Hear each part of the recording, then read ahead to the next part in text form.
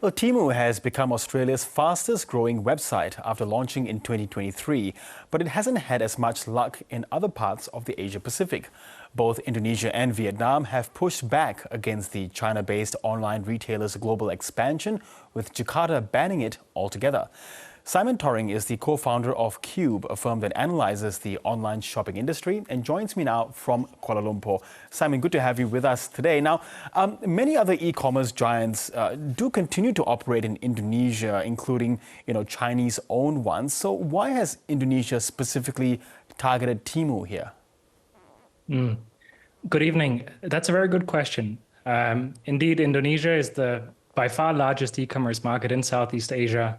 Very competitive one, and also one where the biggest players are actually foreign.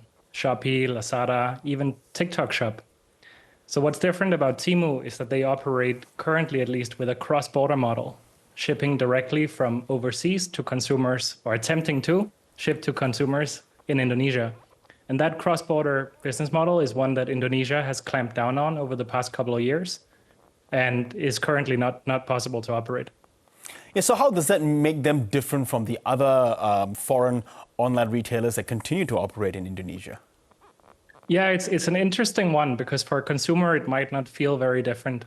What's different is that Temu operates with a business model that is predicated on great value for money, meaning cheap prices, and speedy shipping, typically from China. And they operate in a manner where parcels are shipped directly from sellers in China to the end consumer in Vietnam or Malaysia, or if it were to launch in Indonesia.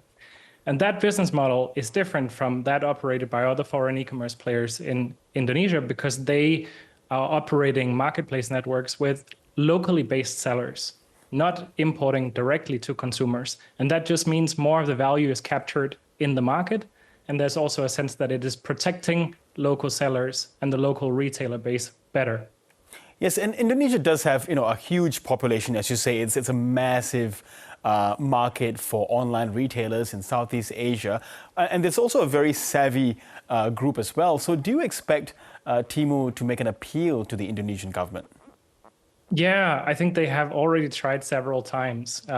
So, if I think about Temu, Temu has been rolling out globally over the last couple of years, including in Southeast Asia in 2023 and 2024, and this is a company that often talks about the number of countries that it operates in, and it seems to very much be in a global domination, a global expansion mode, launching in as many countries as possible. And I think Indonesia being something like half of all of the e-commerce trade value of Southeast Asia is very hard to forego. That said, though, I think Temu is in a particularly challenging position because they have been singled out by the Communications Ministry and Trade Ministry in Indonesia, kind of preemptively banning them before they have even had a chance to launch, separate and similar and different from Vietnam, where they did manage to operate for a couple of months before the government asked them to suspend operations again. Yes, and do you think perhaps that Indonesian shoppers themselves see themselves missing out on the best deal because they don't have access to Temu at the moment? Yeah, that's a fantastic question. And it's really the tension with Temu and Temu's broader business model in all of the countries and markets where it operates, be it in Australia, Southeast Asia, Western Europe, or even the US. Local retailers really dislike them. It's tough competition. On the other hand, when we look at the empirical data around number of shoppers, consumers love Temu. And I think Indonesia, being a country where people are always looking for the best deal, many Indonesian consumers would definitely prefer if Temu was around, but it's just not possible. And of course, as you say, Temu will continue to try to make an appeal to get its license to operate there. Do you think they may actually do something different, break its model for dealing with intermediaries? I think they will continue to try, and indeed that is the only way that this will work, because the ban that has been preemptively placed on Temu is coming on top of an existing ban on cross-border e-commerce models and very punitive consumer import limits that Indonesia had already put in place for e-commerce 2 and 3 years ago. So I think the only way that Temu will be able to come back is if they have warehouses physically in Indonesia and they import in a wholesale manner before finally sending the items to consumers. They may try. This is a some moves that they have started to make in Western Europe and the US as well, I think anticipating some of the current changes in geopolitics as it relates to free trade.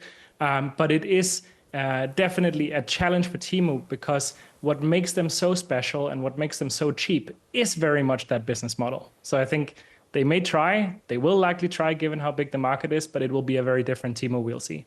Yes, and has what Indonesia done to Temu in particular, does it give cause for other countries to think about perhaps they might be doing the same thing and make things more competitive in their own markets?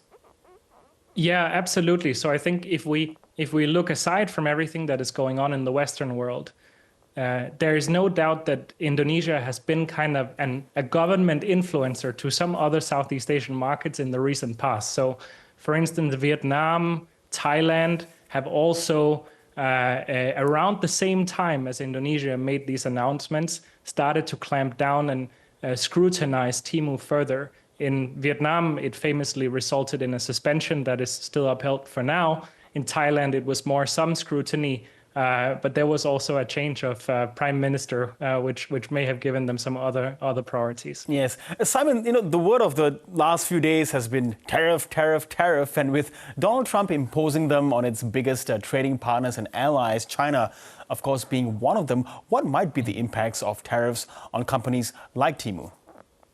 Yeah, it's an interesting one. The loophole, we can say, or it is a legal loophole to be clear, that Temu is leveraging in the markets where they operate today, is that small orders from consumers are typically let through customs without duties applied. It's called the de minimis rule. Indonesia is interestingly one of the few countries that has a very low de minimis rule of just a couple of dollars. In Australia, it's $1,000. So everything that is below that limit kind of flows in. So whatever duties there may be do not apply. So now in this situation with the tariffs coming up, one, the de minimis rule kind of has to be changed for these duties, whatever they may be, to be applicable for these e-commerce orders. Okay, let's say that happens, then stricter tariffs could have actually both some positive and negative effects for Temu. On one hand, it will cost more for consumers to buy their goods. On the other hand, interestingly, what we've seen from particularly Western European markets is that a lot of Temu's user base are those lower middle class and middle class consumers who are already kind of tight for spending. So what may happen if tariffs are imposed is that all goods become more expensive. So maybe Temu's alternatives will be a bit more expensive, but they will still ultimately be cheaper than those you can buy in your local hardware store, fashion store, or in the local department store. So it could actually end up being kind of a positive for Temu. Yes, but I suppose the buzzword here is going to be get ready for a bit of inflation, isn't it, Simon? Indeed, indeed. All these prices are going to go up. Okay, Simon Toring, really good to chat with you about Temu and giving us your insights into this. Thank you so much.